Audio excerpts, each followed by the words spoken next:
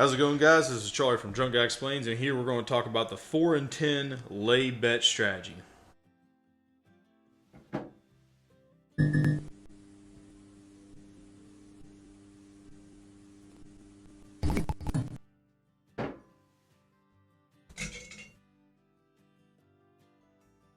The 4 and 10 lay bet strategy is pretty simple. There's two different approaches, starting after 3 fours or starting after 4 fours. I'm going to do 4 fours to be conservative. You can do 3 fours and go on to and so on and so forth.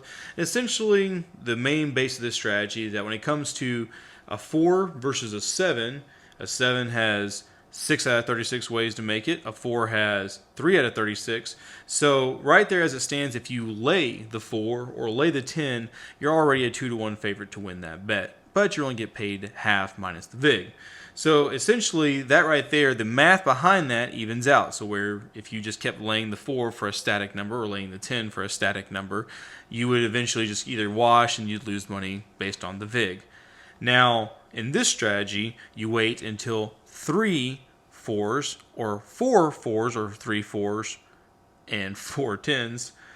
If they're thrown, then you lay it down. Now, I base this on a $5,000 bankroll, and it goes basically like this. If you roll 4 fours or 4 tens in between sevens, you would lay 50. And if you lose that, you would then lay 150. If you lose that, you lay 500, and then if you lose that, you lay 1500, and then after that, you lay 3000. Now, think of it like this. Now, a lot of times people misconstrue this with a martingale or some kind of regression bet, but essentially like this. If you're talking about the gambler's fallacy, they say that if you flip a coin and it hits 49 or 50 tails in a row, that the probability of you hitting a heads is increased. Now, that's called the gambler's fallacy. What this is essentially is this. If I gamble on a gambler's fallacy, I'm saying that, hey, I'm betting $40 that you will fill up your car the next time you get in it.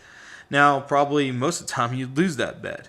But in this strategy, I like to think of it as this, is that I'm gambling that you, most of the time, are filling up your car when it's 25% or less. If it's a quarter or less, you're filling up your tank. And then, even win that, I'm saying not just the first, but you have to do 4 times without filling up your tank at a 25% or less. Let's say you filled it up when it was almost full or half the tank. You have to do that 4 times in a row before then I say you're going to fill up the next time you're 25% or less. And that's essentially the meat of the strategy. There's a lot of math behind it, but this is the general gist and the betting amounts that I do. This is Charlie from Drunk Guy Explains. Check you guys next time.